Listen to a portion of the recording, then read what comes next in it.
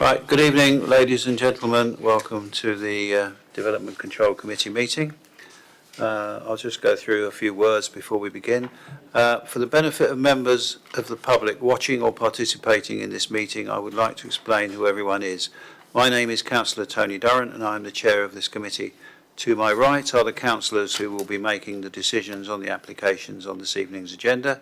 To my immediate right and left are officers who will be presenting the applications and providing advice for the committee. The Development Control Committee is a regulatory committee and not a political meeting. The committee will be considering the published papers and examining the evidence brought before us tonight and will make decisions based on planning reasons. We are guided by national and local planning policy and guidance.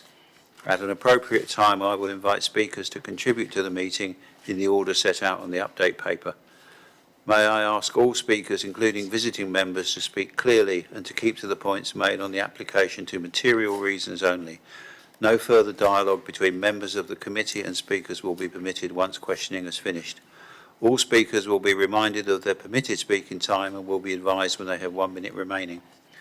May I ask all committee members to avoid repetition and to keep any comments on each planning application to a maximum of 4 minutes. This evening we have 2 items on the agenda, 1 application and 1 enforcement issue.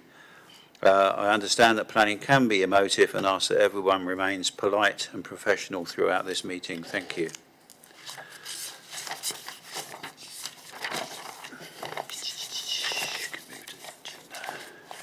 We'll move to the agenda now.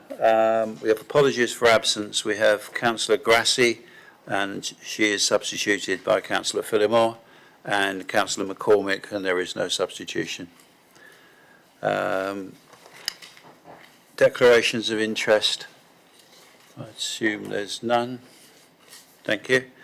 There are no urgent matters to discuss this evening.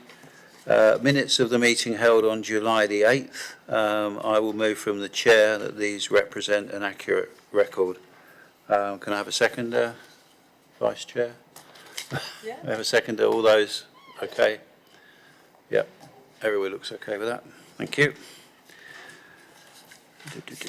Right, we now move to item 5, which is the applications, the application on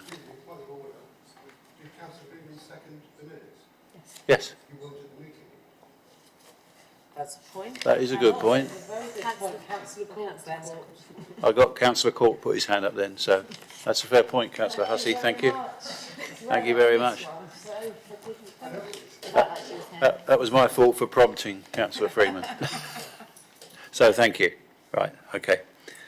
Thank you very much. So we move to the agenda item 5, which is the planning application under review this evening, and I would ask the officer to introduce the application. Thank you. Oh, yeah, we'll go. Just before that, sorry, one question. I have to ask.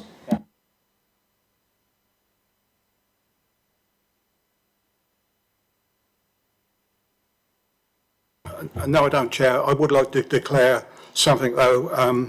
I went to school opposite the site 60 years ago. They've probably forgiven you. Thank you. Thank you, Chairman.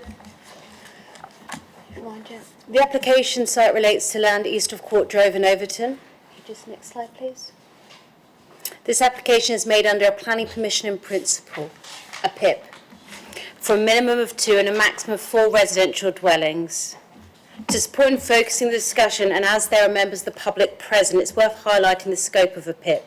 Now, this is set out on page 51, paragraph 8.2 of your printed agendas.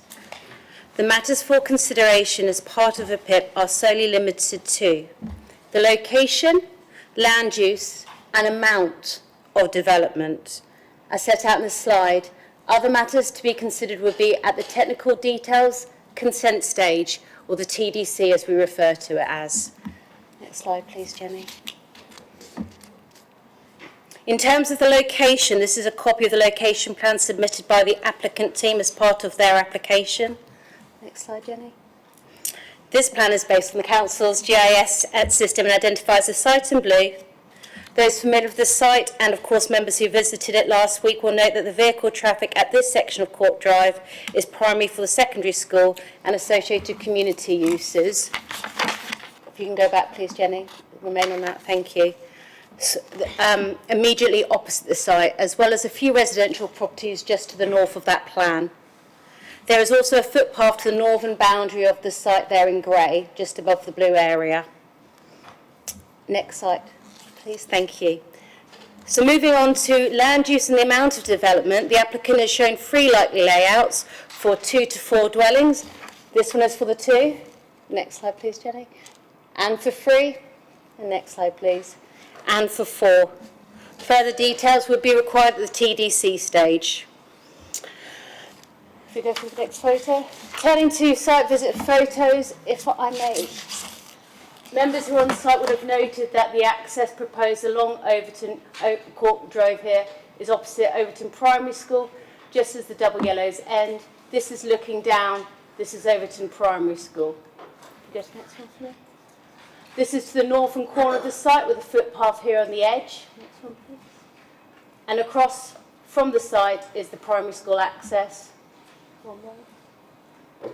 It's a double access here. This is looking up north, and that's where the road goes around to the other residential properties and a sort of unmained track here to the immediate north. Next one. Footpath. Next. And then this is standing in the footpath looking towards the road and with the application site to the left-hand side of this picture. And again, this is further back from the footpath. The application site is here in this field. Another one. Application site here. Carry on. This is the application site view. Keep looking through. And then to the back. And this is the site to the north, on the other side of the footpath, away from the application site, and further views on that other site area to the north. These are a couple of extra photos which were taken during the members' site visit. This is standing at roughly the point of the proposed, well, where the red line shows the access will be taken, and that is looking north towards the school access, which is just here. And finally. And then again, from that same location, but looking south down, and there's a, I'll show you the plans, the proposed new access to be here as part of the school. As context for members, this shows a previous planning permission in principle, another PIP to the south of the site, as well as another planning application further to the south here. The application site is this area to the north. This was the indicative layout of that PIP to the south, which was granted, and it showed that the access was going to use another, the one from the 2020 application. Carry on. This is that 2020 application, which shows where the one house was and that access to the point here. And this has been approved and is commenced.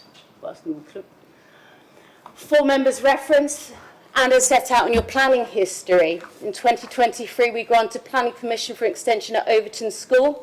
This showed additional parking area and amending, widening the access from 2-metre gates to 6-metre gates here on the other side of Court Drive. Final one. And this, just to assist members in their consideration, is an indicative layout of the application before you here in red. And it shows the indicative layout of the planning permission in principle granted and the proposed layout which is pending consideration at the technical details consent which was submitted a couple of weeks ago, as well as the other house from the 2020 permission. The area associated with the school and the new access is here, with the the building is here, and the car parking and access would go through there. Couple of updates to the report. Site visit was undertaken last Friday, and as requested, members asked to confirm the width of the existing road.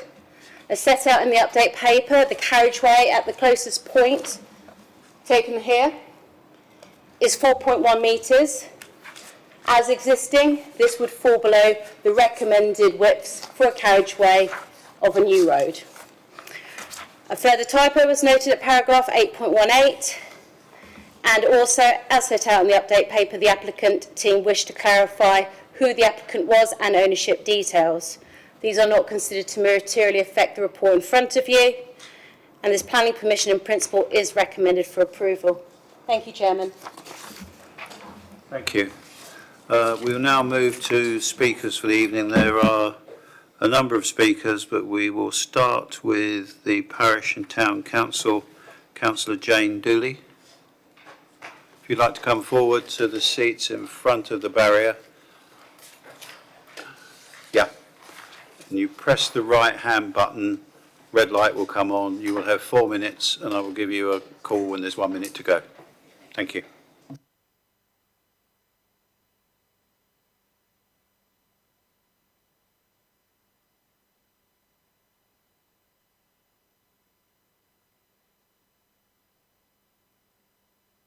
Can you put your microphone on? Right-hand button. Red light. Right hand, I'm That's doing it. left. There you go. Yeah, sorry. I'm Shelley Webb, I'm the clerk of Overton Parish Council. Unfortunately, Jane Dooley is poorly, so she sends her apologies, and I've rushed in, with your permission, to read out her proposal or comments. Okay, so the Parish Council objects to the proposed permission in principle for residential development at Court Drove for the following reasons. Conflict with the adopted local plan, policies SS1 and SS6. Although the officer report states that policies SS1 and SS6 are considered out of date due to the lack of demonstrable 5-year housing land supply, these policies remain part of the adopted development plan and continue to carry weight. The proposal represents unplanned incremental encroachment into the countryside, contrary to the spatial strategy for Overton and the wider borough. The tilted balance does not negate the need to consider the strategic harm caused by piecemeal rural expansion outside the settlement policy boundary. Unsustainable cumulative impact on landscape character. The report acknowledges limited to moderate harm to landscape character. The Parish Council considers this an understatement. This site sits within a visually sensitive rural edge, rising northwards and forming part of the open setting of the public right-of-way, Overton 5. Approval of this PIP, combined with the recently approved PIP for up to 8 dwellings immediately south, would result in a cumulative suburbanisation of the rural approach to Overton, eroding the settlement's historic pattern and rural identity. The proposal represents incremental uncoordinated growth on the northern edge of Overton, granting PIP in isolation without a master plan, design code or infrastructure strategy risks creating a fragmented form of development that fails to integrate with the village, fails to respect landscape constraints and places pressure on local services. Proximity to Overton Primary School, highway and safety concerns. Court Drove already experiences significant congestion and parking pressure associated with school drop-off and pick-up. Any additional access points or residential traffic will exacerbate existing safety risks, particularly for children crossing between the school and the PROW, P-R-O-W. These issues cannot be deferred to the technical details consent stage. They are fundamental to the acceptability of the location. There's insufficient evidence of sustainability. The officer report states the site is sustainable due to adjacency to the settlement policy boundary. Adjacency alone does not constitute sustainability. The proposal provides no evidence regarding safe pedestrian connectivity, capacity of local services. You have 1 minute. Impact on school traffic, integration with existing village infrastructure. Without this, the Parish Council cannot support the assertion that the site is sustainable. Heritage setting concerns. Although the conservation area lies 120 metres south, its rural northern approach is part of its wider setting. Incremental development risks eroding the transitional rural character that contributes to the significance of the conservation area. The officer report concludes that minor landscape harm is outweighed by housing supply benefits. The Parish Council disagrees. The borough's housing shortfall should not justify incremental countryside erosion. particularly where cumulative harm is foreseeable and where the proposal conflicts with the spatial strategy of the local plan. For the reasons above, the Parish Council considers the proposal contrary to the development plan, harmful to landscape character, unsafe in highway terms and premature in the context of cumulative edge of settlement expansion. We therefore object to the permission in principle and request that the Development Control Committee refuse the application. Thank you. Thank you. If you'd like to stay seated, the members may ask you questions. I'd ask members to bear in mind that this is not the clerk's presentation, but by all means go ahead and question as you see fit. Any questions? Councillor Hussey. Has there been any representation from the school to the parish council? No. Thank you. Any more? No? Thank you very much. If you'd like Thank to you. switch off the mic and return to your seat.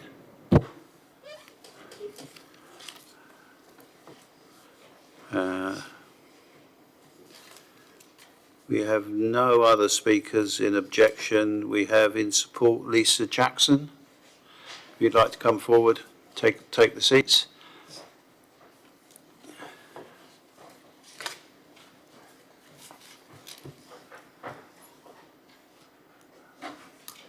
And when you press the button on the right, you will have 4 minutes. I will give you 1 minute countdown. Thank you. Thank you. Good evening, members. My name is Lisa Jackson and I'm the planning agent for this application. As your officers have set out, this application is for a permission in principle for a minimum of 2 and a maximum of 4 dwellings. Whilst matters of design are not a consideration at this stage, the site itself has been carefully and deliberately designed to maximise the potential to screen and mitigate the development, to protect the irreplaceable habitat and therefore assimilate it into the landscape and townscape. The red line site area would contain the built development, but the blue line area you were shown earlier, was land in the applicant's control, is capable of containing planting and mitigation that would be used for biodiversity net gain and nitrate mitigation. This gives a planted screen a minimum of 8 metres depth from footpath number 5 to the north and 18 metres deep to the east. Together, these planted areas will in time completely screen the development from views from footpath 5. The proposals are not for isolated homes in the countryside. The officer report has tested this, including reference to case law, and confirmed that the site is edge of settlement of Overton in a sustainable location directly opposite the primary school. Following the submission of this current application you're considering today, the applicant has prepared the technical details consent for the site to the south for the 7 self-built dwellings, following approval last year for permission in principle for up to 8. That application is live, and officers tonight have shown you the plan, how this application works together with that recent application for technical details consent. Importantly, the Overton Neighbourhood Plan allocated the adjacent site for 14, but together this application and the first self-built dwelling granted in 2023 are likely to deliver between 10 and a maximum of 12 dwellings on these 3 separate sites. This is important when you want to consider what has been tested already in terms of highway capacity. The applicant understands that concerns have been raised over highway access and safety, and specifically in the update paper regarding the width. The local objections relate to the amount of traffic, but I would ask members to note there is no highway objection to this application from the Highway Authority, despite the existing road width, so that they have confirmed it is adequate for the development proposed. In addition, the capacity of 14 dwellings was assessed on this road and has already been tested at appeal. And I will take you back to what the inspector said when he was considering the 14. He said, "I find that the proposed housing would have an appropriate access, and the functioning and access and additional traffic arising from the development would not be likely to harm the safety and convenience of other highway users and pedestrians." And furthermore, he said, even placing very great weight on the need to ensure safe pedestrian and vehicle movement around the operation of the school access, I am satisfied the proposals would not make the functioning of this local situation worse. He also noted that congestion associated with schools is a common but relatively short-term issue in any single day. Costs were also awarded to the appellant. The inspector found that the refusal of the scheme based on highway reasons was not reasonable, as the council had not been able to substantiate the highway objection on proper planning grounds. So therefore, a reason for refusal on additional traffic or the existing road width could not be sustained. Given the current council's housing land supply situation, delivery of additional housing in a sustainable location is a significant material benefit of this scheme, and given the lack of objection on any technical grounds and the moderate landscape harm, which can and will be mitigated by the design, I would ask that you support the officer's recommendation and grant approval for permission in principle. Thank you very much. Thank you. If you'd like to stay seated, if there's any questions from members. Councillor Ganesh, Councillor Miller, Councillor Philipmore, Councillor Hussey and Councillor Jones, in that order. Since you mentioned about the outcome of the previous appeal, are these two applications part of a one bigger development?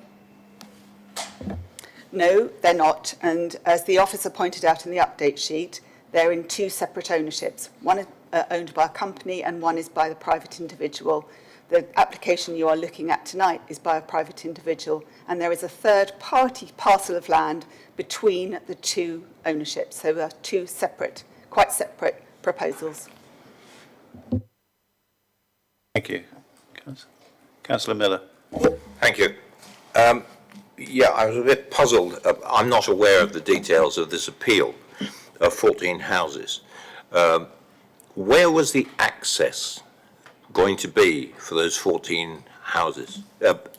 Bearing in mind you carried on amplifying it. Yes, the application for 14 houses was a neighbourhood plan allocation, and if you look at the plan in front of you, the access for the current technical details consent, which is shown on your plan, shows that access, and yes, kindly, the little red dot is showing you where that is. So that was the 14. The appeal was dismissed, and so the application wasn't allowed, but that was on grounds in relation to affordable housing provision, because the inspector at that stage would not accept an off-site contribution.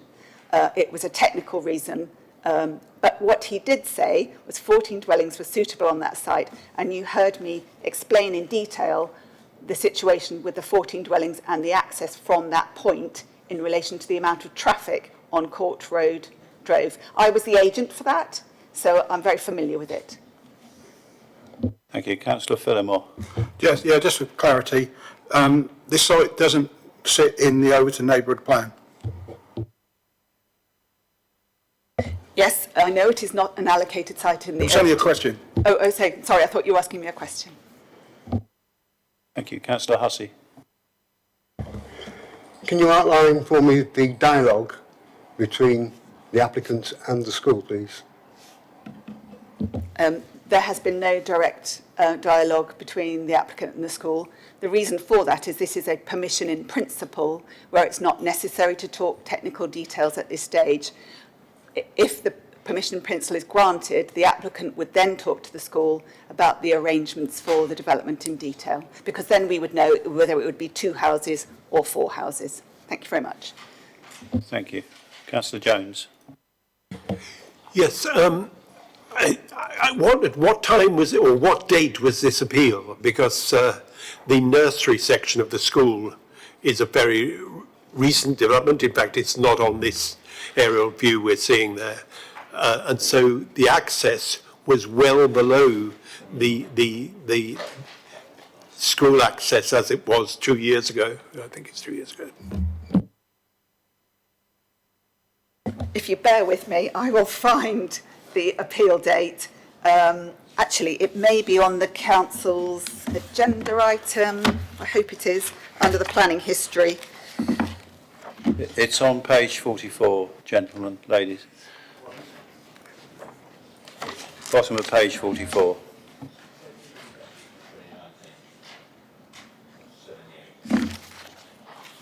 So can I come back and say that predates the development of the nursery section of the school? Even then, that access was well below the access that we're looking at today. Yes, indeed, but the point I was making, it was the amount of additional traffic on the road that was tested. So despite the accesses being in 2 different places, what the inspector was testing was that amount of additional traffic suitable for residential access, given the situation on the road at the time. Right, thank you. Any further questions? Councillor Phillimore. Yeah, so we've got two separate applicants that own the two separate landowners. Is that correct? Yes, that's And correct. who owns the land in between the two sites? That's owned by a third party. A third party? Yes, that's Is right. that the reason why we're having two accesses? Yes, because the two sites are not contiguous. So you would need two separate accesses because the sites are not joined by a single ownership. They are in two separate ownerships. Thank you. Any more questions? If you'd like to take your seat. And we will move to questions to officers. Oh, sorry, another speaker. Terribly sorry. Do apologise. Councillor Watts. I'm used to you sitting there. I'm confused.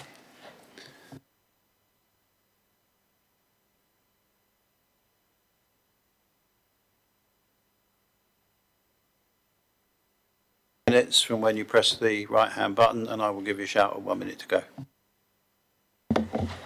Thank you, Chairman. I'd like to speak to represent the views of the Overton residents and their concerns about the development of an additional 2 to 4 houses on top of the existing 5 to 8 houses already agreed in principle. While I know we need to build new homes, indeed I'm in favour of development in the right place using brownfield sites such as portals, provided it is done sympathetically with the landscape and infrastructure is included in planning at every stage.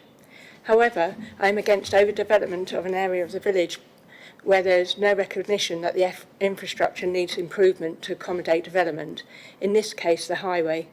Court Drove, which leads to the school, is an extremely busy, narrow road at school pick-up and drop-off time. Indeed, the parking into Lordsville Gardens is atrocious. The NPPF states that the development should only be prevented or refused on highway grounds if there would be unacceptable impact on highway safety or residential cumulative impacts on the road network following mitigation by be severe, taking into account all reasonable future scenarios. I would argue that the existing planning development for 400 houses at Portals Mills approximately, and the already approved 130 houses in Sapley Lane recently, along with other speculative developments that we are likely to be subject to without a local plan, will have an unacceptable impact on that highway to the school with the additional use by additional pupils and make the already unsafe road make it even more unsafe, Since the plan illustrated on the planning application, there is an additional access to the school at the bottom, which is a nursery access, that is between the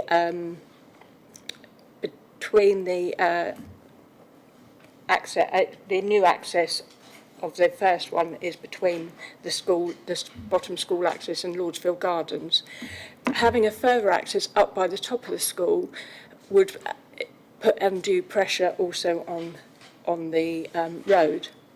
8.34 of the planning application refers to Court Drive being an adopted highway but has spaces for two-way traffic to pass. There is a school directly opposite the site with significant vehicular and pedestrian traffic during drop-off times, which is typical for schools. I would strongly dispute that the Court Drove is suitable for two-way traffic. It is difficult for two cars passing. The width of the road by the school is approximately 4 metres. The average width of the modern car is 1.85 to 1.94 metres. This doesn't include vans or lorries, which also use this road. You have 1 minute. I understand that this falls below the HCC recommended road width of 6 to 5 metres. This road is not suitable for two-way school traffic. There is a danger of cars mounting the path, which regularly happens in the turning to Lordsville Gardens. In addition to this, the school has the community pool, which is also used regularly in the summer. Access between the two school access points, just above the additional access point, is already approved in principle. Sorry, I've written something twice. In addition, the objection of the landscape consultee should raises the impact of development on landscape character. Does this warrant an environmental impact? Thank you for listening. Thank you. You could stay seated. Questions from members? No, no questions. Thank you very much. If you'd like to, yeah. Don't go too far.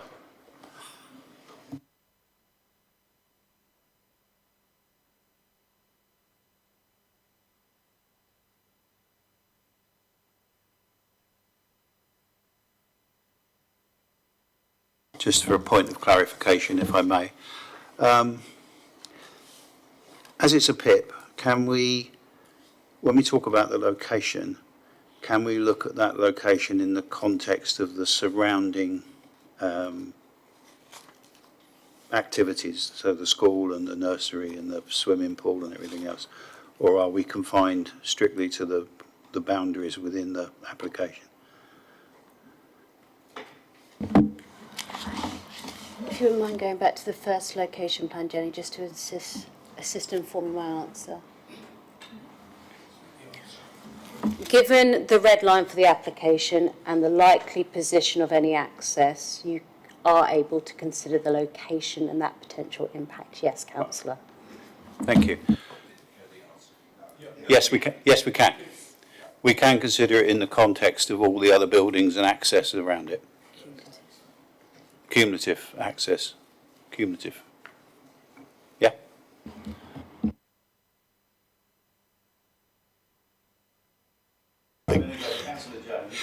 Okay. I think it's actually adding to your question. I'm trying to understand, are we deciding on the access in this PIP or just the principle of developing the land within this site? Through you, Chairman, the principle of the development includes the likely location of access. The technical detail and layout of that access would be a consideration at a later stage. So it's the principle of putting 2 to 4 units in this location, which would be accessed off Court Drove in that red line as shown. So if we were to approve this tonight, does that mean that access cannot be changed in the future? Well, it could always be changed, but basically a decision has been made on the access. Any access would have to be within the red line, Councillor, and you can see the position of that red line in relation to Court Drove. I had Councillor Miller next.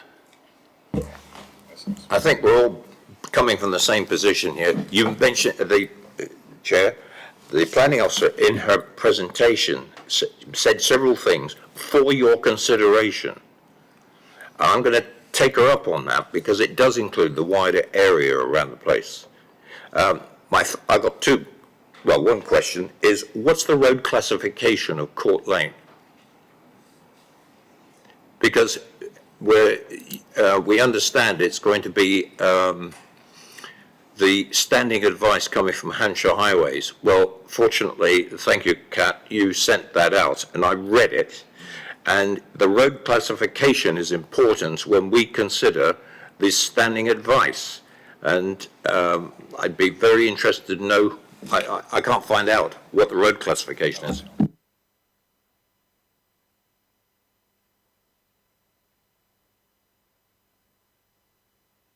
They're just taking a look, so bear with us. Because it matters when you look at the standing advice.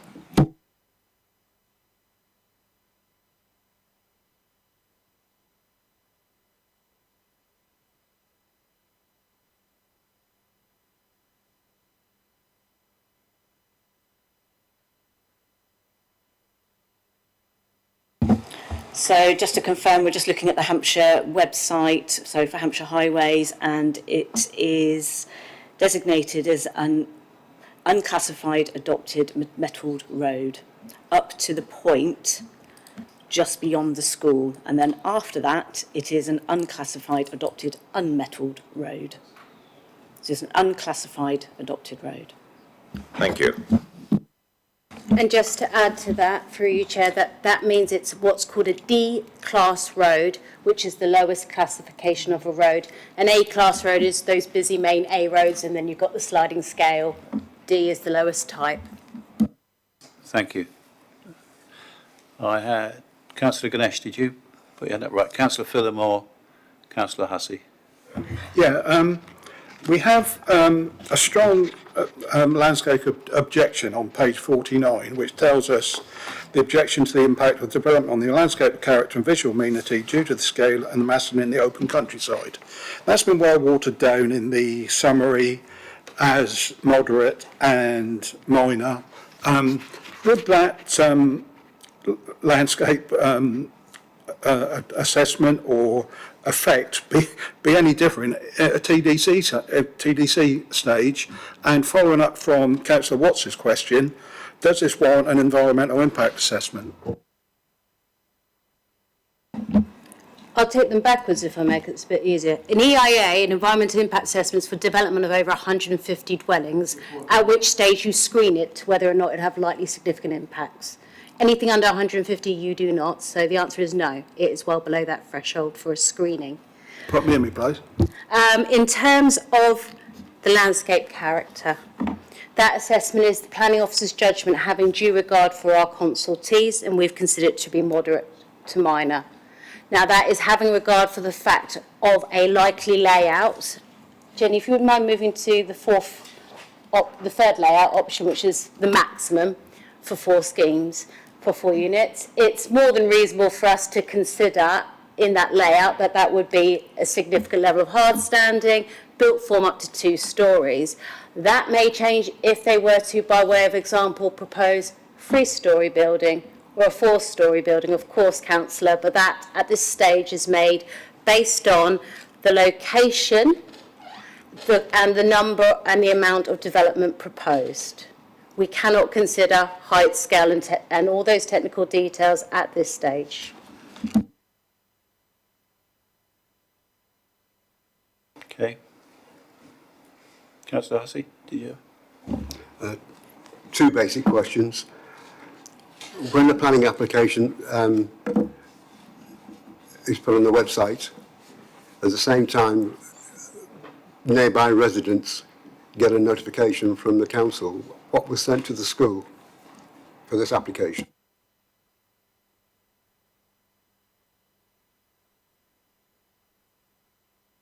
Just bear with us.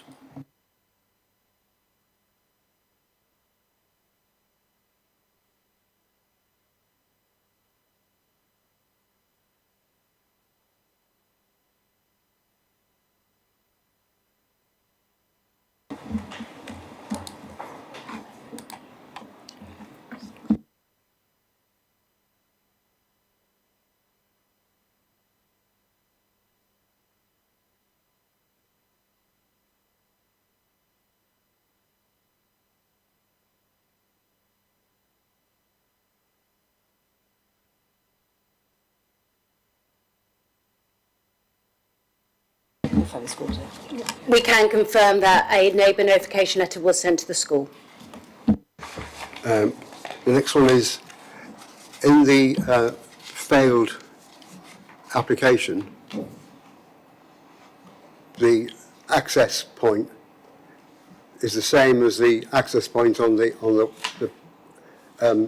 application that's now TDC.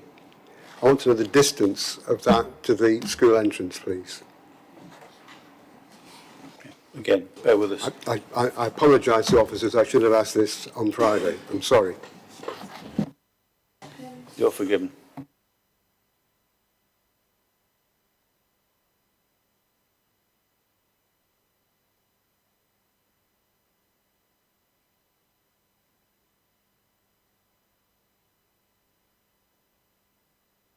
Anybody want an eclipse update? It's obviously starting. It's getting darker outside.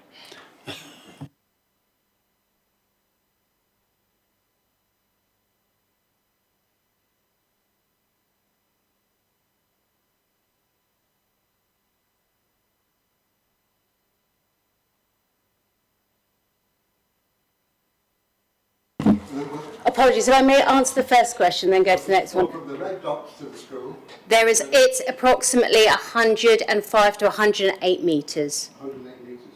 And thank you. And move the red dot to there. What's that distance now to the school? Oh, bear me a second, I'll pull up that application and do that measurement for you.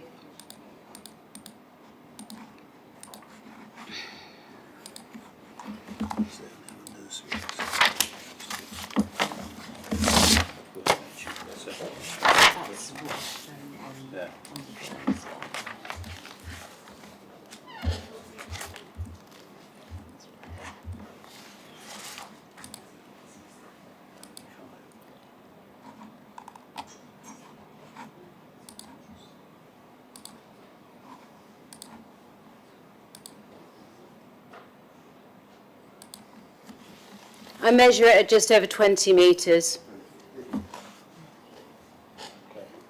Thank you. Councillor Phillimore.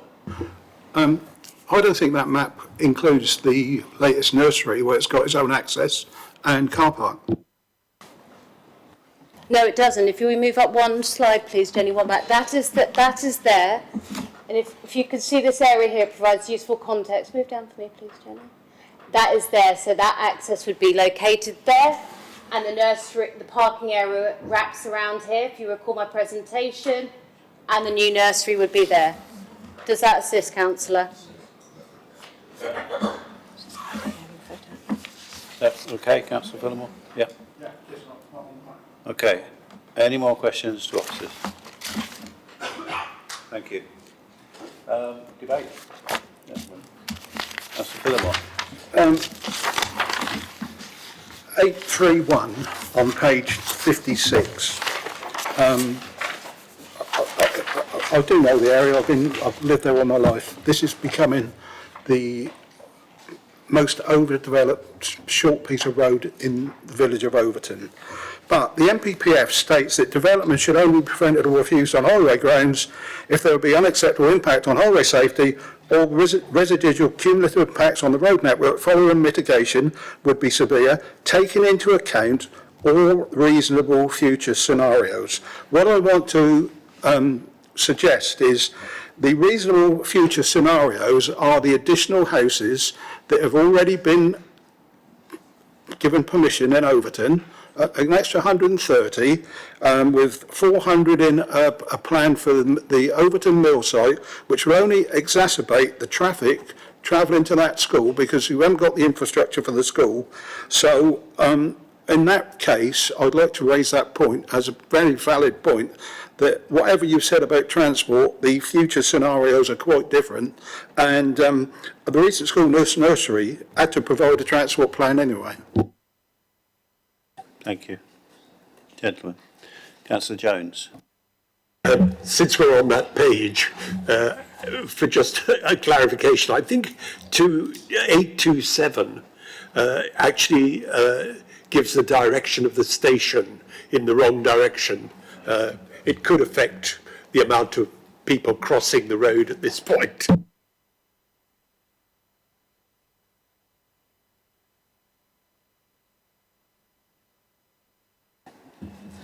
Yeah, I think I don't want to repeat the same thing. I think we're going around in circles with the same point about cumulative impacts of the granted application and potential about the expansion of the school and the potential traffic from the granted applications in the village and surroundings. So I think it's a bit of a concern from a transport perspective, but I'm happy to listen to the rest of the members. Thank you. Councillor Miller. Thank you, Chair. Listening to various presentations, having been to the site over the years several times, but not like we saw it on Friday. We've been there in school times, and it is an absolute nightmare with the traffic, with children being escorted up the hill, rising up to the school, trying to cycle through all the shambles of the cars. It's the drivers and the children are in jeopardy, both of them. To have another increase on top of, and I wish we'd get rid of that picture because it's misleading without the nursery on it. It really is. is that I can remember visiting when we did the site visit for the nursery, and cumulative traffic has to be considered. There's no doubt about it. This is a cul-de-sac. There's one way in and one way out. I asked the reason for the definition or the designation of the road as a D class. It's admitted within the report that it's 4.1 metres wide at the nearest point. When any new road, this is not a new road, so a comparison is ridiculous, I'm afraid, to go to 6.5 metres on a new road. That's irrelevant to this particular application. We have to look at what is in existence now, what the status is, and definitely consider the fact that that nursery is in place, because that's, again, on top of everything else that is being put forward. The consideration for the location is absolutely critical in this case. We've had PIPs coming through this committee time and again. Some are very straightforward. Get the principle going, but we've never had, that I can recall, off the top of my head, a PIP in the kind of situation that this is existing. Because it's a cumulative development, it's outside the settlement policy boundary, but it's so close to the school. We have to protect our children. And I'm sorry, I cannot support this PIP on those grounds, because I think it's the cumulative traffic issue that's the important point here. Thank you very much. Okay, anyone else? Councillor Jones. Yes, we've been shown the other diagram showing the nursery school. I just want to make the point that the parking that is shown on that is just for the staff of the nursery school. So parents dropping off are on this road that we're discussing tonight. Councillor Hussey. Can you put up the plan which shows all the developments? My concern is we've got the footpath and 2 accesses to the school and the lay-by. And it's not the traffic, motorised traffic, it's pedestrian traffic that concerns me. With the children coming out of both exits, even if the parents are waiting in the lay-by, some will walk into the road, talking, not looking where they're walking. The current situation, I think, is not acceptable. Forget any developments, it's not acceptable.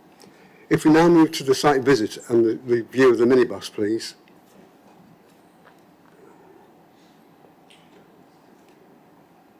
The photograph is taken not far from the proposed access point to the proposed PIP. You can't see the school entrance. It's completely blocked. Admittedly, it's a minibus, it's not a car, but when you've got small children, a car is still a considerable obstacle at that point. So I don't think, on highway safety grounds, that the current layout is satisfactory. Now, put the PIP in, and it's not the volume of traffic, it's not the volume at all. It's just one vehicle coming out when it's the school run, on a contraflow with vehicles going in and out, and children milling around. That access point is too near to the school entrance. And it's on all 3 options. It would be better if the access point was in the southernmost corner of the proposed development. But as it stands, I don't think that's acceptable on a 4.1 metre road, when the road should be 5 to 6 metres. Got contraflow of traffic, some people arriving late, some leaving because they'd been early, children going in and out. It's just not a satisfactory situation at all. Okay, thank you. Anybody else? Do we have a motion to put forward then? At this stage? Is anyone proposing? Councillor Hussey. I would propose refusal, and my main reason for refusal is the highway risk to children pedestrians. Not an increase in traffic, but the existing problem of safety to children with one potential car coming out from proposed developments against the flow of traffic, both pedestrian then and children. I just think it's a highway safety risk. It doesn't matter if it's only 1 or 2 cars. 1 car is one too many. Okay, we have a proposal. Do we have a seconder? Councillor Miller. We can go to a vote if nobody has anything else. Councillor Bound.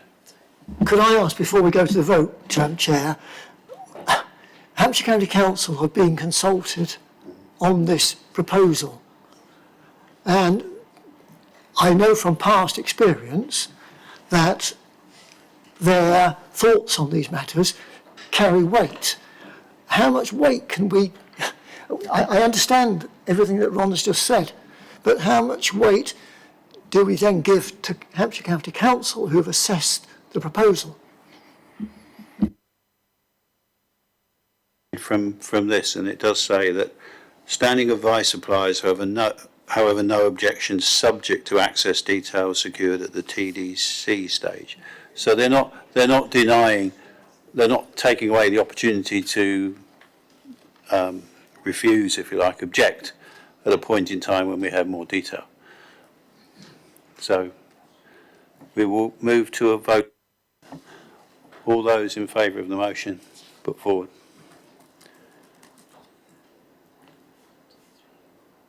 Okay.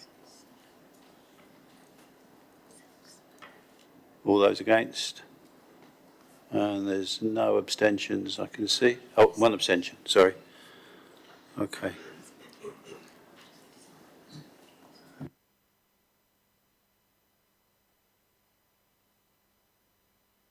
About pedestrian safety. And quoting 8.31, unacceptable impact on highway safety for pedestrians. Through you, Chair, I would say that highway safety includes all users, including pedestrians, so it doesn't fetter you by saying highway safety more generally to consider the activities as a whole. Council. I understand that, but to assume that's what the highway officer has considered is an assumption I'm not prepared to make. Oh, for the days going back when Giorgio was originally working in the council, when a representative from Highways at County Council came to the meetings and we could quiz them here. So we don't know what they've considered. If they've just looked at vehicle movements in terms of volumes, I understand their decision, but not in...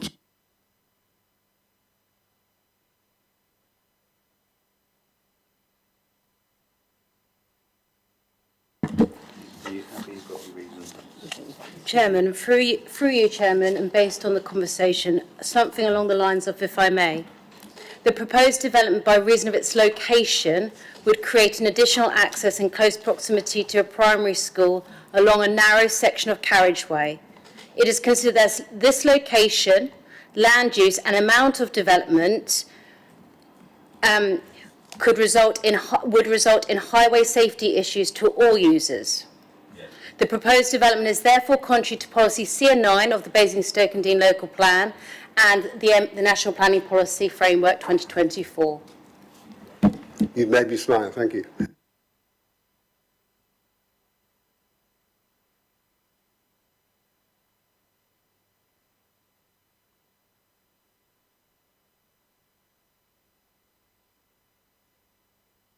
Apologies, and for the avoidance of doubt, the application has been refused. Thank you.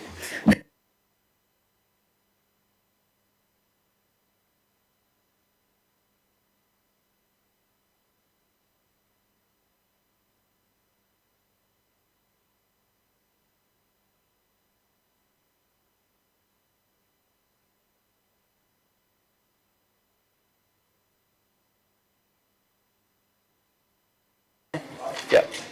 Right, the next item on the agenda is an enforcement matter if the officer would like to introduce it. Thank you, Chairman. Breach of condition from the original planning permission for an existing house at Hurstwood. The existing house, Hurstwood, is this bungalow here. It was granted in 1985. It was allowed on appeal. The condition is set out on page 82 in paragraph 2.1 of your printed agendas. Bear me a second, let me just get there.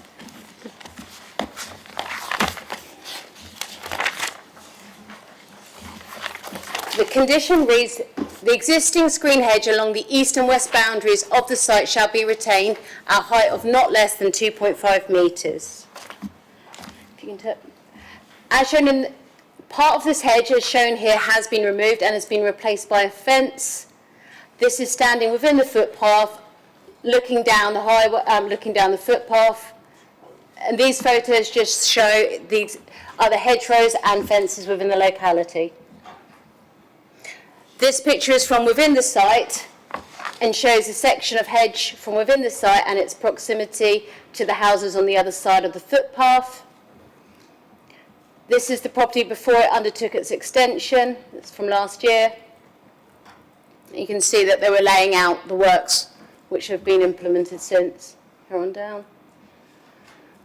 This was the planning permission granted in 2025, and that blue arrow there just shows the location of the hedge which is now being removed. This public rights of way just shows how this footpath in question forms part of a larger network of public rights within the immediate vicinity of Oakley. I think that's it, one more? That's it. Okay. The matter for consideration is set out on page 89, paragraph 6.15 of your reports. It's regarding the expediency of taking enforcement action and it being proportionate to the unauthorised development. In this instance, the part removal of a screen hedge along a side boundary. And whether or not it's expedient to, and proportionate to take said enforcement action to alleviate an unacceptable impact being caused in planning terms. A couple of updates to the report. A letter of representation was received from a local resident. This has been summarised in your update papers, and officer comments have also been provided on this. However, this as a whole is not considered to materially affect the recommendation in front of you.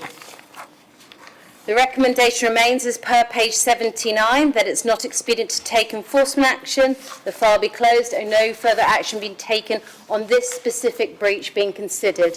Thank you, Chairman. We can now move to speakers. We have a number of speakers. The first up is in objection, which is Sarah Lambert.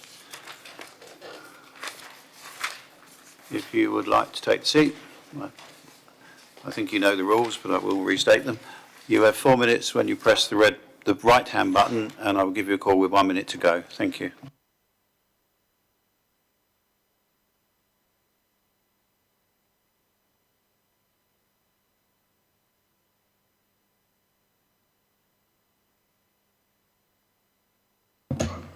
Good evening. We appreciate the Council's efforts to secure a voluntary resolution to this case over the past 18 months. Unfortunately, none of the 4 subsequent planning applications have addressed the breach, and no agreement has been reached to reinstate the screening hedge. The officer's report acknowledges that this is a clear, undisputed breach and has caused some harm, but many residents respectfully believe that not enough weight has been given to the ongoing harm and the wider public interest in restoring compliance with a legal condition that we feel remains necessary and relevant today. We recognise that the update has now addressed the approved bedroom window on the eastern elevation. This bedroom window will create a new window-to-window relationship with neighbouring first floor bedroom and bathroom windows at under 20-metre distances, increasing overlooking in both directions. There's also overlooking from the front bedroom windows of the property towards homes further along Turnpike Way, including mine, which feels intrusive. There's also light pollution from the security lights at the front of Hurstwood, which are triggered at night, shine into neighbours' windows and have disrupted family sleep and well-being, as well as increased noise. Reinstating the hedge would help mitigate these harms, as it did for decades. The recommendation also appears not consistent with Council's previous planning decisions. In May last year, the committee refused permission for removal of a further 5 metres of the same hedgerow because it would cause harm to privacy, visual amenity, the street scene and users of the public right-of-way, in conflict with policy EM10. We fully understand that the 2 matters must be considered on their own merits, and we recognise the officer's point that the previous refusal related to the combined effect of the extension and the further hedgerow loss. However, that decision still demonstrates that members have recognised the planning value of retaining this established hedgerow. We therefore respectfully ask members to consider how removal of a section 4 times longer at 20 metres can now be considered not harmful enough, particularly when it occurred in a breach of an existing planning condition. The Council's biodiversity strategy identifies hedgerows as a priority habitat. This was a healthy, mature hedge that had stood for more than 50 years. There was nothing wrong with it. It formed part of a continuous green corridor to the schools and beyond, and is even retained through the new Church Acre development. That side is only interrupted by fencing at Hurstwood, and we've lost over 100 square metres of biodiversity that was used by nesting birds. We understand the need to secure property, however, metal mesh fencing already ran behind the hedge along the length of the garden up to the property. This demonstrates that robust security can be achieved alongside retention of the screening hedge, as was the case for many, many years. Finally, we ask members to consider the community impact and wider public interest. Residents first reported the unauthorised hedge removal in 2023 and have provided evidence and placed our trust in the planning and enforcement process to do the right thing. The breach has caused genuine stress and upset to many people who care deeply about our village heritage. That's why in June last year, 22 local residents and users of the footpath signed a letter setting out the ongoing harm caused by the loss of the hedgerow. You have 1 minute. Importantly, the planning inspector who conditioned this hedge as a necessity to safeguard the privacy and amenity of both Hurstwood and neighbouring properties. If an acknowledged breach of a legal condition is left unresolved despite multiple complaints and references in planning objections over 3 years, residents question what protection conditions really provide. We are genuinely concerned that taking no action will weaken confidence in the planning process and increase the risk of further incremental hedgerow loss because there will be little incentive to comply with the condition. Replanting provides a simple and practical way to restore the condition. Independent horticultural advice confirms that a suitable hedge can be successfully replanted close to its original position within a metre of the property wall, allowing for long-term growth without obstructing the footpath. We do not believe this is a trivial or technical breach that would justify no action. It's causing documented ongoing harm, so we respectfully ask members to consider restoring the hedge and in doing so restoring the protection that the planning process originally secured for this community. Thank you. Thank you. Perfect time. Thank you. Members, do you have any questions? Thank you very much. If you'd like to retake your seat. We have speaking in support. We have Ryan Smith. If you would like to come forward, take the seat. When you press the right hand button, I will give you 4 minutes when I will give you a warning at 1 minute to go. Good evening. We'd like to extend our sincere thanks to the enforcement team for their continued support and guidance throughout this process. The section of hedgerow that was removed had significantly deteriorated. It had become heavily strangled by ivy, was largely rotten and no longer provided any meaningful privacy, security or visual screening. In reality, offered little protection from the regular occurrences of individuals passing through it to deliver parcels or to avoid walking down the overgrown alleyway that runs alongside our shared driveway. This situation presented genuine security and privacy concerns for our family, particularly our children. Photographs previously submitted by various parties clearly demonstrate that visibility through both the hedgerow and into our garden was already possible. Wire fences are not obscured, you can see through them.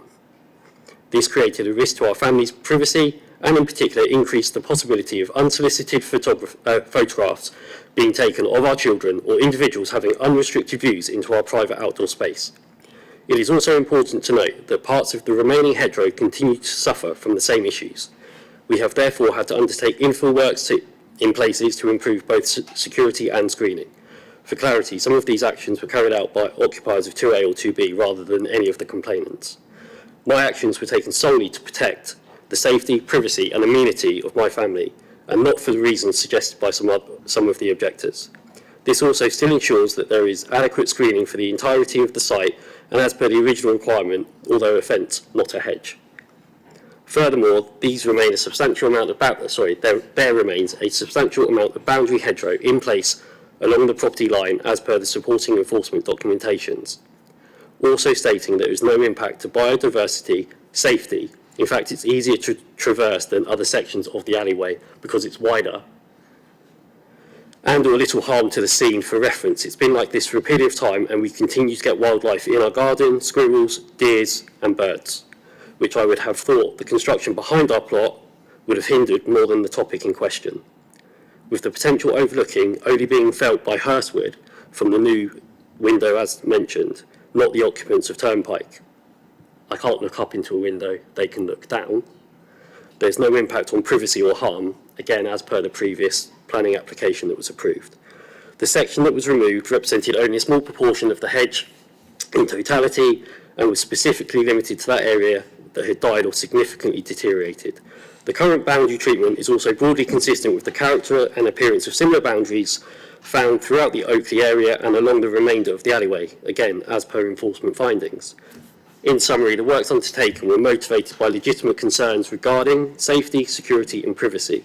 They relate to a relatively small section of an otherwise retained boundary hedge, and the overall character of the boundary remains consistent. You have 1 minute. With the surrounding area and therefore does not justify formal enforcement action, and that the enforcement case should be closed. Thank you. Thank you very much. If you could remain seated if there's any questions. Councillor Court. Thank you. Good evening. Thank you for coming in. Did you actually take any advice from a professional gardener or people who know anything about hedges before you took it out? No, so the fact that you could literally walk through it and it was all rotten, in my eyes that was sense enough that it wasn't. Like, you could see as clear as day, as I can see you, through that hedge. I've got it on, I can probably find the security footage as well of people walking through it.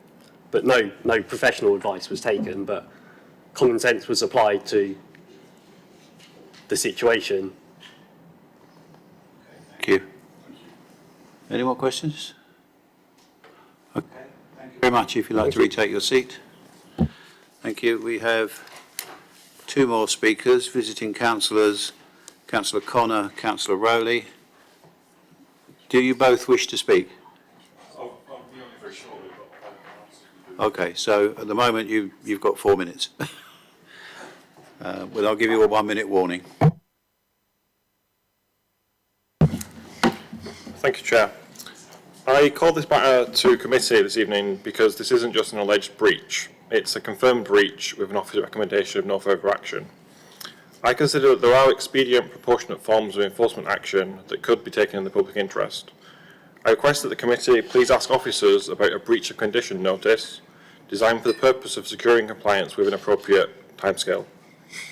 NPPF paragraph 60 starts by saying, effective enforcement is important to maintain public confidence in the planning system. The condition which has been breached was put in place by planning inspector when the houses were approved at appeal in 1985. Committee considered this property twice in 2025, in May and October. In May, this property had a planning application for an extension, which included the removal of just 5 metres of hedge. Officers at that time suggested that this would require replanting, and a condition was recommended to secure this. That application was refused by committee, and the reason given is important in this enforcement case, as it was in part due to the partial loss of 5 metres of hedge. Paragraph 6.5 in this evening's report recognises that the enclosed nature changes the character and appearance of the footpath corridor, although suggests this is for a very short length. Now, to put the numbers from the report into context, whilst it's only 2% of the length of the footpath, it's 26% of the boundary, and I believe it's the only one on this footpath that is actually like this on that side. My question to the committee is to please ask officers, why was mitigation considered necessary for 5 metres, but compliance is not considered expedient for the existing 20-metre breach? In July, I hand-delivered a letter, as has been said, on behalf of 22 local residents to the council. In August, residents were advised that enforcement discussions were ongoing. The owner had indicated an intention to apply retrospectively, but was waiting for the current planning application to be considered. In October, the owner's revised planning application for the extension came before committee. Now, part of the owner's speech at that time was, I remain open to finding a solution with the enforcement team and anyone who wishes to discuss this with me. My initial actions were taken solely for the safety and amenity of my family. Now, I welcome the owner remaining open to finding a solution and recognise that there is an element of safety mentioned here, and I think any property owner should be able to secure their property and feel safe. That is important. What isn't clear to me is why this required the removal of the hedge. For example, could a new fence alongside the existing hedge on the property side, rather than on the footpath side of the growth, have solved this? Was there any other reason for removing the hedge, such as providing additional access? 4.3 in this report refers to discussions with the owner about the breach, including replacing different forms of hedge, and whilst this may still take place, no firm measure or commitment has been forthcoming from the owner. Given there is a confirmed breach and the identified change in character, the planning You have 1 history minute. and the failure to secure voluntary compliance, why is proportionate formal action not expedient? In coming to a decision on this request this evening, I ask the committee to consider what message they wish to send to the borough on planning conditions and how this affects public confidence in the planning system. Thank you. Thank you. Councillor Connor, do you want to say anything?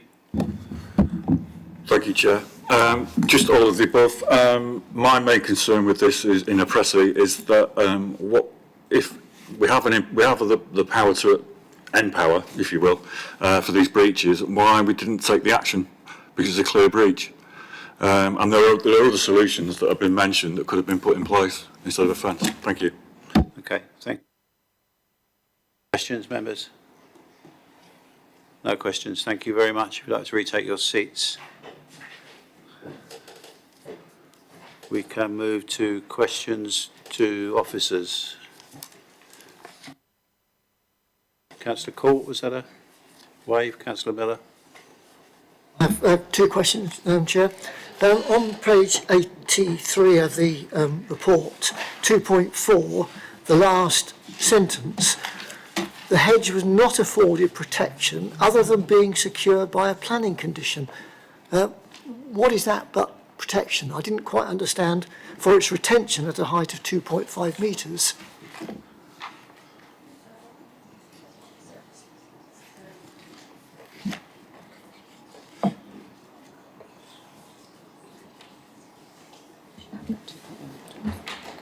Yes, sorry. A hedge in most instances is not, a hedge is not usually development which require, the removal of a hedge is not normally development which requires planning permission.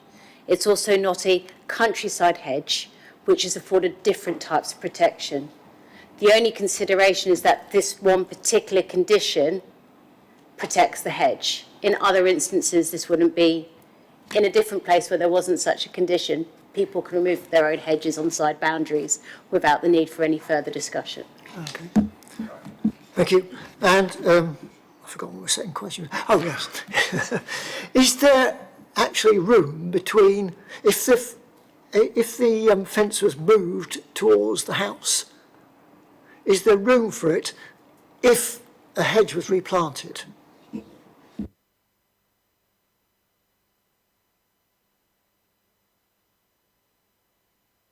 If the fence was taken out and it was planted with a hedge, could a fence be placed inside it to protect the applicant's privacy?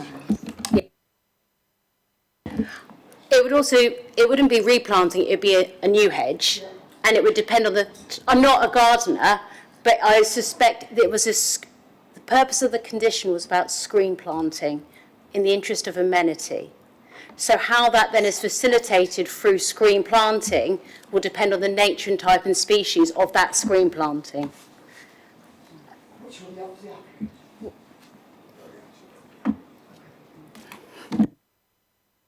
Any more questions? Right, I've got Councillor Phillimore, Councillor Miller. Sorry, Paul, you were earlier, weren't you? Councillor Miller first, then Councillor Phillimore, then Councillor Jones, then Councillor Hussey. Thank you, Chair. The update paper was the one thing that's got me confused. I thought I'd worked my way through the report reasonably well. Then page numbers are on the first page here of item number 6. I can just read it out. I'll read out the first 2 lines. In response to the published committee report, a member of the public provided further representation on the breach matter. This raised the following issues, and this is all under the viewing panel. In summary, I got lost when I started to read through these bullet points that the member of the public raised this, and these are officers' comments. I got totally lost because the language in here didn't make any sense when you relate it to the report. It's kind of mixed up here.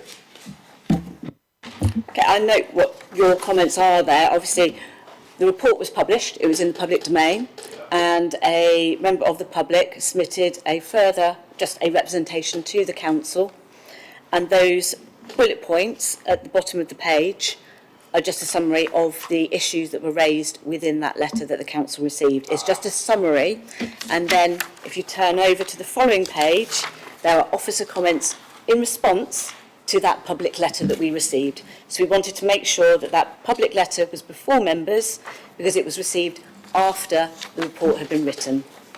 I hope that assists. Thank you. Now that clears it up because we had a member of the public on the viewing panel, and this is all under the viewing panel. That's where I was confused. Now, at this particular point, I've got to re-look at this and have a look at it because, yeah, okay. Leave it there. I might come back in a minute, Chair. Thank you very much. Councillor Furlong. I'm just confused of what constitutes a hedge. In terms of if we were to enforce the proposal to take down a fence, I've been on planning committees long enough where they say we're going to screen that, but the hedge will take 15 years to grow. So in that case, what constitutes a hedge, and would Mr. Smith lose his privacy if we enforced a small hedge?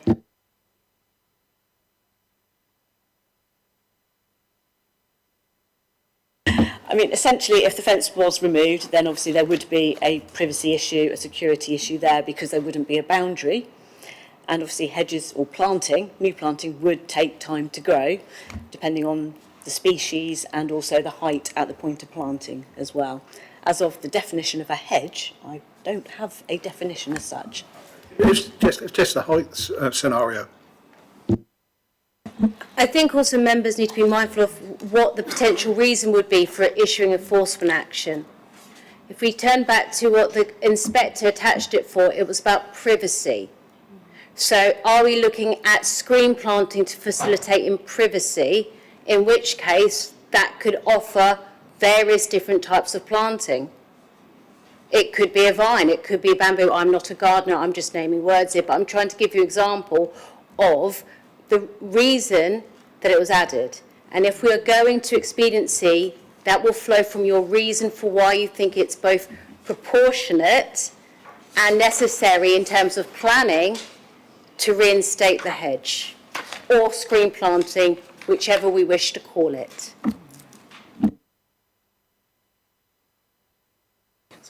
Councillor Hussey. The officer's already said a bit of what I wanted to say, but in 2.2, the planning inspector on the appeal refers to the hedge as providing a degree of privacy and also that there wouldn't be any significant overlooking problems. Well, having been on site, I believe the fence satisfies the two comments made by the planning inspector. So in terms of privacy and screening, the fence satisfies those conditions. So the other issue, though, is, says it quite clearly, the loss of the hedge does result in localised harm to the character and appearance of the area. So it's a matter of balancing one against the other. And now let other councillors speak. Councillor Jones. Yes, I think the other thing that maybe, I'm not quite sure whether it's the subject that we're discussing tonight, but the position of the fence appears to limit the access to the telegraph, to the power pole that is there. It's not clear that certainly the Whaley, the owner of this property doesn't get a way leave, so we have to assume that that post is actually on the footpath, and that, as we can see from this photograph, the access to that post is rather limited by this fence, which appears to have encroached onto the footpath. It'd be good to understand exactly where the boundary should be.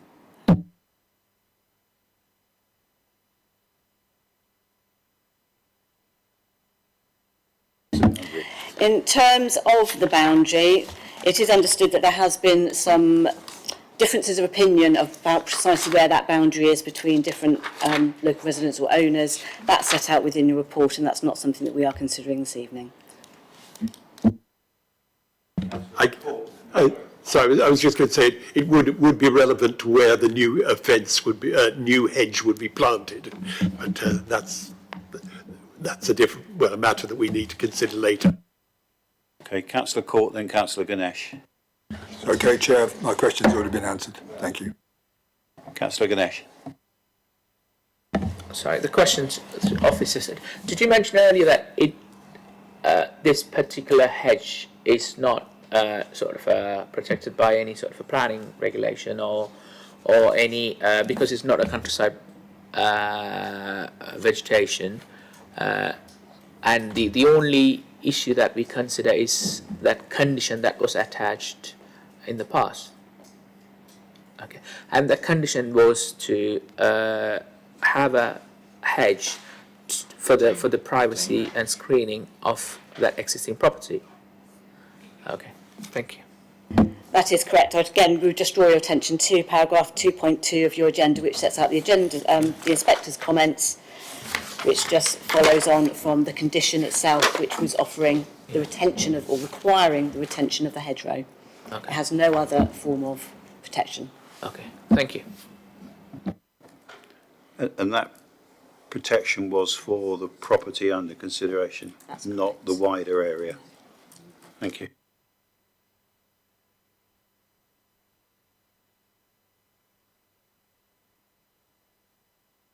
Councillor Blair, anything else you wish to ask? No, okay. Anyone would like to start off?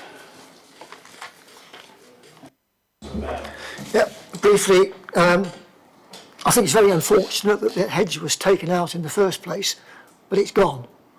I don't know, I had to take the applicant's opinion that it didn't give sufficient privacy into his property. I'm not quite sure why planting could have gone in between. Whatever was sort of eroded, but we are left with a position where we've got a length of fencing which affords the property privacy. And I think if we start taking down a fence and asking them to put another hedge up in position, well, we don't know that they're going to put another hedge up in position. We don't know what the hedge would be, what it would look like. So as far as I'm concerned, the officer recommendation on this has satisfied me, and I would move it. Do we have a seconder? Councillor. No, Chair, but I'd like to speak. Okay, you speak. Thank you. I'm afraid I disagree with my colleague here. There was a breach of condition.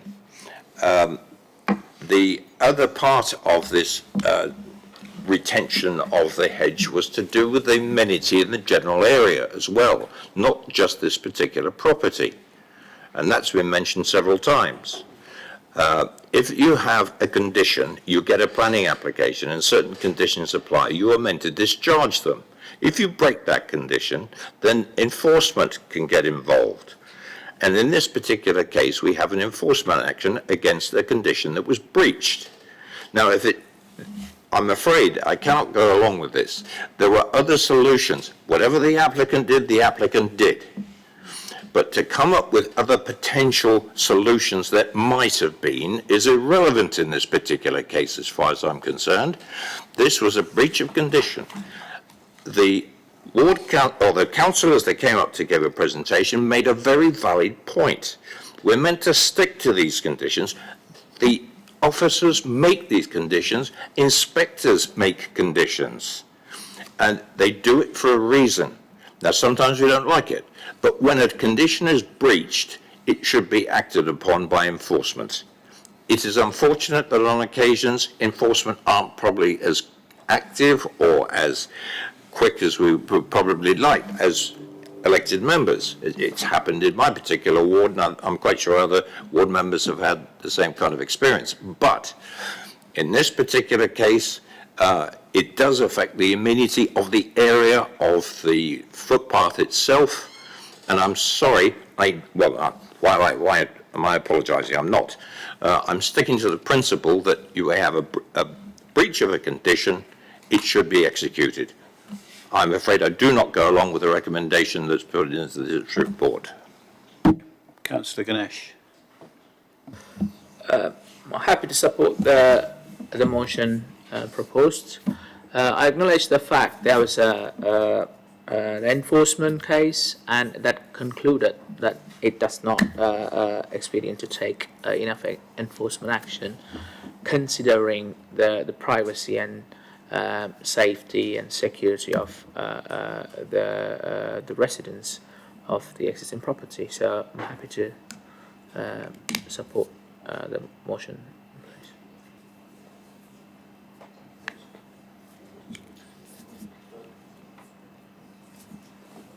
It's the houses the other side.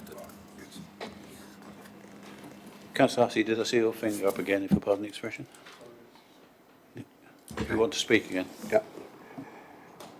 We don't know the reason the condition was put, it's not recorded, but I am inclined to believe the interpretation by the officer, because of what the planning inspector said, that the condition was most likely put in there to provide a degree of privacy and stop overlooking. It's unfortunate that a fence has been put there, but it satisfies those conditions that the planning inspector referred to. And therefore I think it not in the way it was intended, but it actually supports the condition that was placed on the applicant at the time. And if you look at the path there, there's already fencing along one side. It's not a country location. It's a back garden fence or side fence. So I don't think it's expedient to apply enforcement. If we did, the fence will go, assuming it didn't appeal, the fence will go, and we'll end up with a scrawny-looking hedge for the next 10, 15 years before it developed. So it would actually get worse than it is now. So I would second the motion. Ganesh, so we will move to a vote then. All those in favour? Oh, sorry, Councillor Jones wished to speak. Yeah, I think one thing I'd like to be clear on is what protection is afforded to the rest of its fence. I believe the inspector was protecting the whole fence, not just the section that's disappeared. If we make this decision tonight, what protection is afforded to the rest of the fence? Can I just confirm that you're referring to the rest of the hedge? Yes. So that condition does remain in place. So that condition would stand in that we are seeking to retain that hedge to a height of not less than 2.5 metres as intended by the inspector. That condition remains.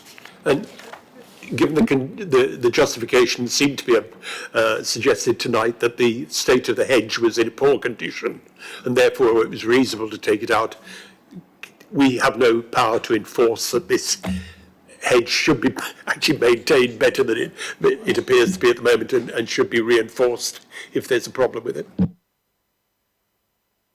And if there was an issue and it came to our attention that there was a problem where the hedge was being removed, then of course we have that enforcement investigation that we can go and take a look. Any more to speak? So we will take a vote now on the motion to accept the officer's recommendation.